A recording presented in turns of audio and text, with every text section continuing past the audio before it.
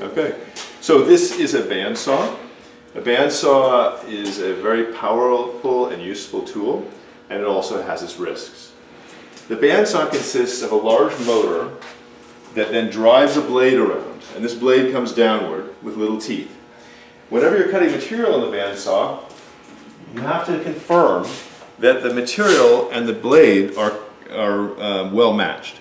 And that is that there should always be at least 6 to 10 teeth hitting on the material. So this blade is appropriate for this material because it has many teeth hitting the material. If you should put a material that has a thin section on it that only catches one tooth, for example, it will both break the teeth off of the blade and potentially break the blade. If the blade should break, then the power of the blade keeps on going, and the blade may end up piling up here and creating a dangerous situation.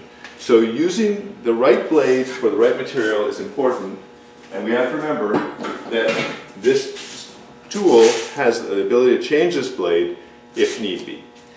The tool has a light on it, which will illuminate the work, and this power switch is here. The tool should always be adjusted so that the blade support is as close as possible to the thickness of the material. So the blade is fully supported. Of course, we never want to have our hands in line with the blade. So your hands should be far apart from the blade. You must wear safety protection by way of glasses.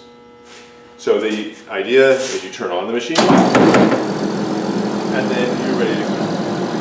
And I won't cut this piece of material, but it was simply hand beat through. The table is set up with surfaces that can be used to guide material, so you can set up guides to hold material at particular angles. The blade can cut corners, and the tightness of the corner is a function of the depth of the blade. The deeper the blade, the more gradual the radius. Always be cautious of pinching the blade by having the work close on the blade when you've passed through, and at the last bit cutting it'll pinch, or if you turn too tightly it'll pinch the blade. Another very important piece of safety gear with this tool is ear protection. Some materials, when you cut them, will make a very loud noise. And so wood has less of that, but metal typically would have generate high volumes of noise, and so we want to find the ear protection. And so a proper setup, if you don't know how loud it's going to be, is to put on your ear protection. After you complete your work on this tool, it should be cleaned carefully. Any damage that occurs needs to be reported. That would include breaking the blade or noticing the teeth had been removed because the material, for one reason or another, was inappropriate. Thank you very much.